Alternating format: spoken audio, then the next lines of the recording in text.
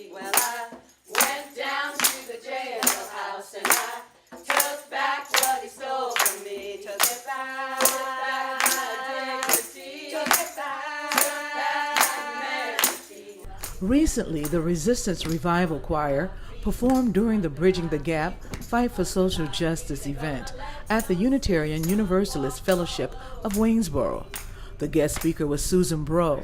Her daughter, Heather Heyer, was mowed down and killed when a white supremacist plowed his car into a crowd of protesters in Charlottesville. Heather had not planned to go on August 12th. She knew it was dangerous. She and her best friend Justin had decided they were not going to go, and they got sent video from their friend Courtney, who had been at the UVA campus, and they saw the live footage of that. And Heather said to Justin, "I have to go." He said, "It's too dangerous, don't go." She said, "No, I have to go. I have to be there." He said, "But you could die." And she said, "I know, but I have to go. I have to go stand with my friends. We'll be as safe as we can be. We'll be careful. They're not violent people." Bro told the crowd about her daughter's hearing issue, which she believes was a major factor in Heather not leaving the area. When they heard that people were leaving, they started filtering back up from Garrett Square, and they were coming up the street chanting, "Whose streets? Our streets. Black Lives Matter. Whose streets? Our streets. Black Lives Matter." And they weren't sure which way to go, and somebody said, "Go left, go left." So they turned and went up 4th Street. Courtney and Marissa told me they could hear people screaming. They could hear a funny sound, but they didn't know what it was. Now, Heather was born with only one ear. When she was in 5th grade, we had her ear fixed a little bit, but she had never had more than 20% hearing out of that. Even as her mother, I often forgot that. We just took it for granted. She coped with it, but one of her chief problems was she couldn't tell where a sound was coming from. And I think that contributed to her death that day. She described in detail what happened the moment her daughter was struck by the car. I have a photograph of Heather just as the car is getting ready to hit her. She's looking the driver square in the face. Marissa is unaware that anything is happening. She's looking off to the side right behind Heather, and Marcus is right behind the two of them. Marcus tells me he reached for Heather. He couldn't grab her in time. He knocked Marissa out of the way. Marissa didn't even know why she got knocked off her feet. Courtney is in the process of falling because she's being grazed by the car. And Heather is looking him right in the face. Marcus, as you know, got flipped up onto the back of the car, had a compound fracture. He hears that the guy is shifting gears. He drags himself with blood flowing over to the truck that is parked right beside the car and throws himself up into the back of the truck, and that's all that saved him from getting run over as the guy backed up. She explained the disturbing phone call she received that day from one of Heather's friends. I said, "Justin, what's wrong?" Because Justin never calls me unless something's wrong. I love him dearly, but that's the only time he calls me. And he kept saying, "I think she was hit by that car." I said, "I don't know what you're talking about. Talk to me. Tell me what you're talking about." And he said, "No, I think she was hit by that car." I said, "What car? Where are you? Was she in a car wreck?" He said, "No, she's at the rally." I said, "What rally?" Because at that point, my mind is completely gone blank. And he said, "She's at the rally in Charlottesville with the KKK and the white supremacists." And I said, "What are you talking about? Hit by a car? I don't know anything about this. What do you mean?" He said, "Well, Marissa's at the hospital and they're looking for next of kin." And he said, "I'm trying to find you to tell Marissa how to find you." And I said, "Okay." And I didn't I had met Marissa one time. I didn't really know her. I screamed for Kathy. I said, drive me to Charlottesville. Something's happened to Heather. I don't know what. I said to Justin, where is she? He said, I think they're at University of Virginia Hospital. So Kathy's driving. It's a 45-minute drive from her house down to UVA. And I'm calling the hospital, and they're saying, we don't have a patient by that name. Let me transfer you to the other ER. Kathy Brinkley is Bro's best friend. Their bond has become even closer since Heather's death. And I was in the house putting groceries away, and she's on the front porch, and she shrieks, Kathy! And I knew something was wrong. And the phone call had been dropped.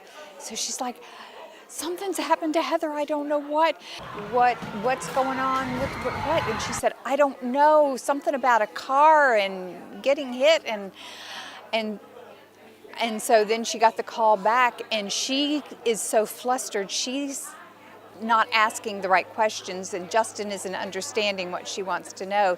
So I'm kind of saying, what car? What's going on? What are you talking about? We don't know. And he said that's when he finally could sort of straighten things out. And as we're driving to the hospital, she just looked at me, and I said, we're on our way. And she said, and we went, and we're driving, and she's making these phone calls, and the hospitals are saying, we don't have anybody by that name in the emergency room. And I knew by the time the second hospital said that, I knew that it was because Heather was dead. She wasn't in the emergency room. I'm gripping the steering wheel, not wanting to say anything to her about it. I'm gripping the steering wheel, and the only prayer I can get out is, oh God, oh God, oh God. And when she called me from the hospital after I dropped her off, and she said she was pronounced upon arrival, and all I could say is, do you need me? Yes. And I, of course, was on my way, but that...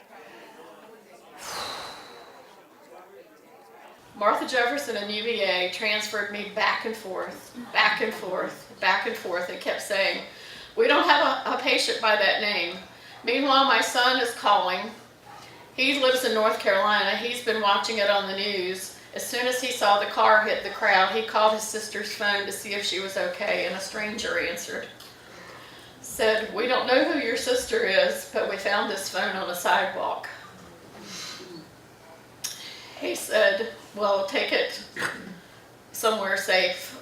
Somehow the phone was given to one of the Havens that was being, I think, at the Haven church, and from there it was given to someone that they believed was a police officer. The police don't have the phone. We don't know where her phone is.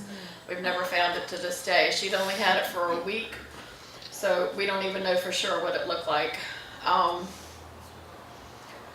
I called my parents who live in Bridgewater, and I said, please pray. She's either unconscious or, God forbid, she's dead, because if she was alive, she would know how to tell them who I am. Bro explained how her daughter's heroism started at a young age. Heather would take up for children who were being bullied. The other kids were picking on him constantly for his racial heritage, and Heather defended him. I didn't know that she was doing that throughout her life because she didn't talk about it. She knew what was right, she knew what was just, and she took care of people that she believed needed to be taken care of. She told the crowd her daughter's actions on August 12th motivated her friends to serve others. When they killed my daughter, and when they had the funeral, or we had the funeral, and I said, you magnified her, what I meant was, not only do I pick up her message and run with it, but so have thousands and thousands of other people. I would never, never have willingly given up my daughter. No parent is going to willingly make that sacrifice. Had she told me she was going, I probably would have tried to talk her out of it. I said, it's too dangerous, don't go. But she wasn't a mother. She didn't have children. It was not my choice to make. She's 32 years old. and I'm proud for the decision she made. Bro admitted she has received a great deal of criticism as she spreads her daughter's message of hope and love. And she added, none of what she's doing is by choice, but it is her way of dealing with losing Heather. No mother would give their child up for this. It gave me a new appreciation for what law enforcement and soldiers, mothers go through. My son is in Army Reserves, and honestly, I had been thinking at some point he would be the one I would have to protect myself from feeling, or perhaps my elderly parents, or even my son. I just never imagined Heather would be the one to go in my life. It was a real sock to the jaw, I have to say. She and I have been through hell together on more than one occasion. Brinkley says planning Heather's funeral was not easy. In fact, at times it was chaotic. More than 3,000 people gathered inside the Paramount Theater, and most of them spilled over outside. Bro admits she's still learning things about Heather's character after her death. One thing I found on her computer that I never knew she did was she played charades with her kids, her friends a lot. So I have videos of her from 2014, 2015, even I think 2016, of her and her friends playing charades. It's the most hilarious thing to me that would be something they would do. Cracked me up. And there were more fond memories. We'd get together for holidays, and Heather would always bring this giant crock pot full of Paula Deen's mac and cheese recipe. Totally decadent. And at least 3 dozen eggs, 2 to 3 dozen deviled eggs. Now, that's 2 to 3 dozen before they're cut in half and deviled. So you can imagine the quantity of deviled eggs that child's bringing. And she was always really sleepy. I just figured it's because she was working all the time. I kept saying, Heather, you don't have to do all this or do less of it. No, I really like to do it. I found out after she died from Justin that she hated doing it. And she would put it off till like 4 in the morning because she dreaded doing it. She'd be like, I guess I better do it. I'm like, why in the world the child felt she had to do that? Oh. The co-founder of RISE and founder of Bridging the Gap, Chanda McGuffin, described her initial reaction to hearing about Heather's death, which she says is why she invited Bro to speak. Oh, I was heartbroken. I mean, I was devastated that someone lost their life. And I just took it so personally because I felt like she was fighting for me and the Black community, and for us to be unified and for us to be treated equally.